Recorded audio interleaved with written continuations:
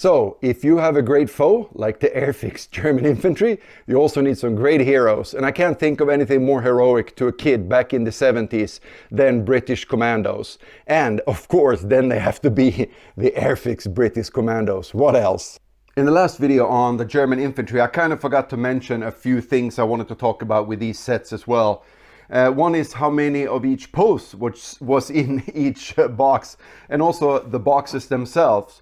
It kind of works out though, because with the British Commandos, I actually have all the boxes from 1969 all the way up till 1986 with the Humbrol boxes. So it kind of works out anyways. And it all started with, of course, the brown boxes, this one, with the rectangular logo, and it had this white back on them.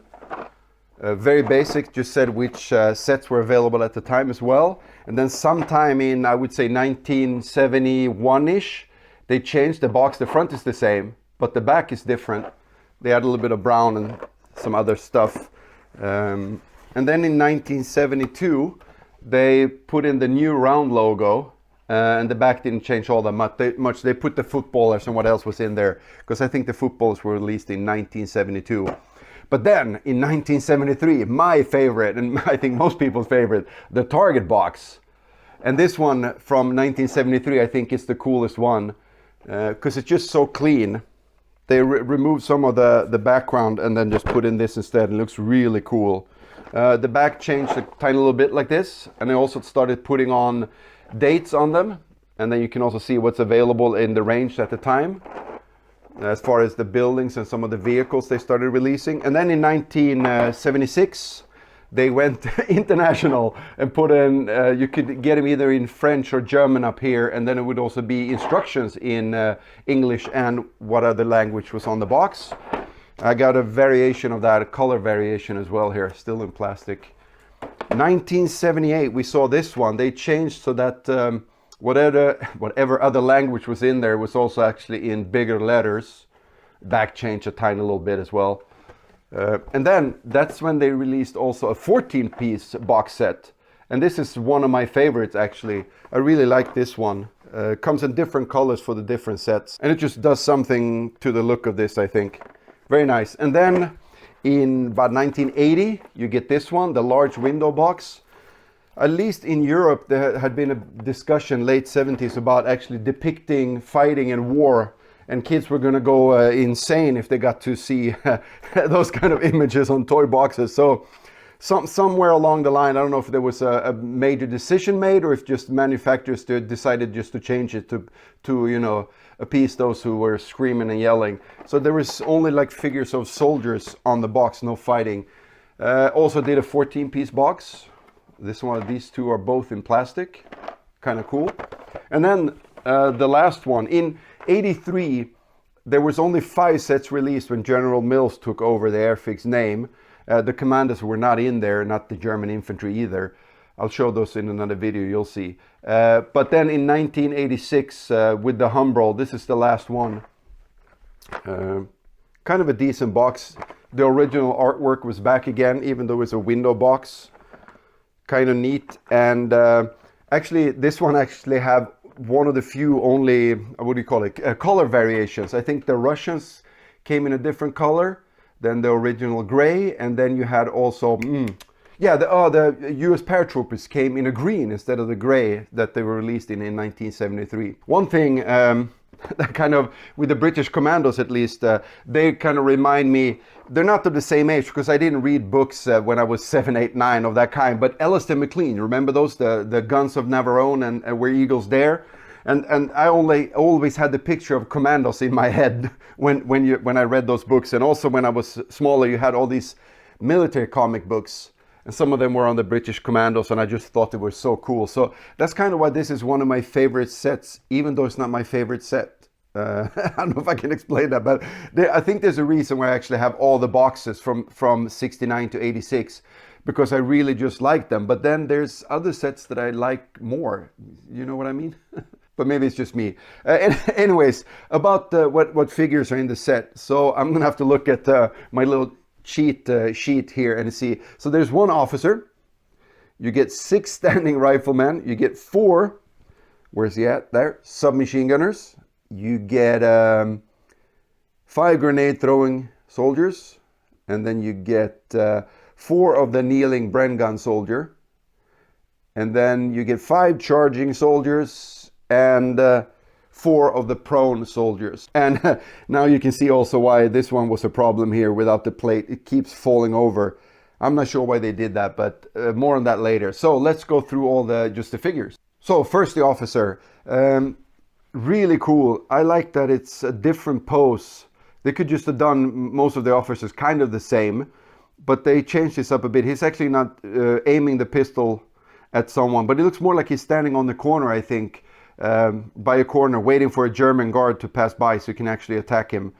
And a little bit more of a British refined pose. I don't know how to explain it, but that kind of just how it looks to me. And this is hard to see even if I would put the German soldiers next to these, because they're a bit smaller. The German figures were a bit bigger than all the others they did, which is kind of a weird thing. And also I think for this one the details are a little bit more refined, a little bit better.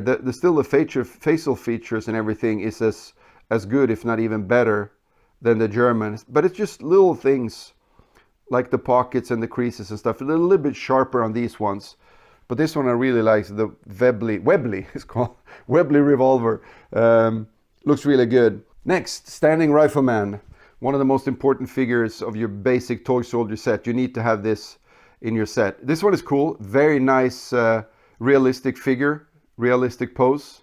I like his aiming down sights, pretty good stance.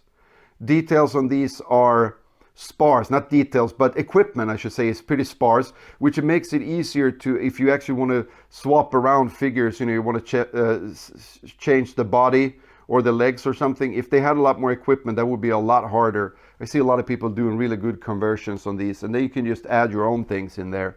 So it's kind of cool. And also with this one the same, just a lot of really good little detail on these. That just changed how we view these things. Let's see, after that, what else? Soldier with a submachine gun. This one is cool as well. I keep saying that about all of them, but it really is. And it's a real Thompson. I think the charging handle should be, if you're really going to nitpick, the Commandos had like a later version with the charging handle on top when it had a little foregrip on it. But anyways, so this one is also kind of cool and relaxed like the German submachine gunner.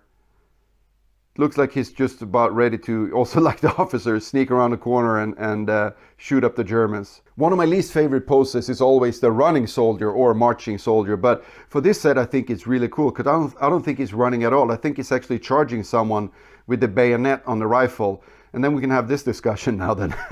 Is this a number 4, I think it's called, right, or an SMLE?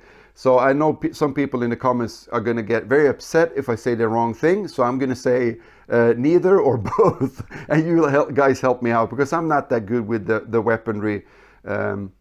Some things I know, some I don't. I haven't gone down the huge rabbit hole of this. But anyways, just a really cool figure. There's a few other sets that also has a charging soldier instead of a running. So this one looks really, really good, I think. If the running soldier is one of my least favorite, one of my most favorite is, of course, and most everybody's favorite, is the grenade throwing soldier.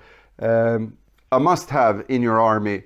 I like this one again because he's actually holding on to his main weapon. I really, really like that.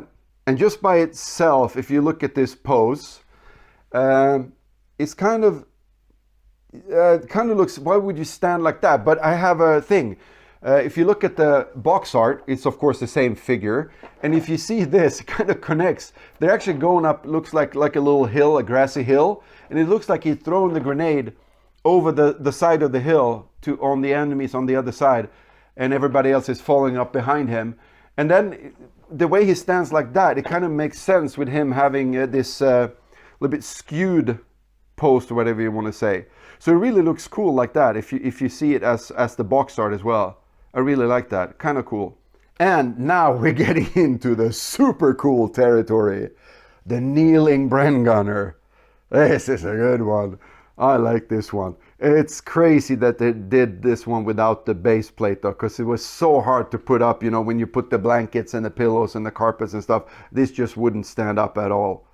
But it's such a good, really crouching in, really just holding the gun to be able to fire. It looks really cool. I like this one. This is probably one of the best ones. Then last but not least, one of my favorite ever, the prone soldier with the Sten gun and the knife. Few things to discuss here though. I know this is going to come up. So the knife should probably be a Fairbairn Sykes, right? I think that's how you pronounce it. But it looks more like a K-bar to me, which could make sense. I mean, Commandos used whatever they had to. They used the Thompson and they used the Sten gun. So this one is really, really cool. Kind of hard to use for play though, when he's sneaking up like this. But if you match this one with the Matchbox one that's actually standing up with the knife, you can actually get some kind of a story going with this one.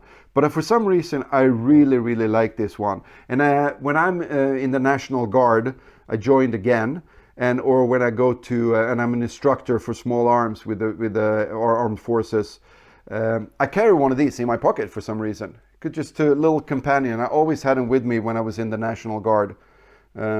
So for some reason, sometimes I don't even know why I like these figures, because sometimes they're cool, some that are more cooler, or more playable, or just whatever, better figures. But some just stick with you for some reason. Maybe had something to do with what we played, what games and stuff like that when I was a kid. And you probably have some figures I like too, like, oh, this one should be the really good one, but wait a minute, I really like this one. So we'll probably all have those stories. So I actually think this was it for this one, the Commandos. Maybe I forgot something again, but I'll do that in the next video then. We'll see which one's going to be the next one after this. But anyways, do the like and subscribe thing, and if you want to see these up close, I'm going to do the 360 now at the end of the video, and I'll see you guys next time. Cheers!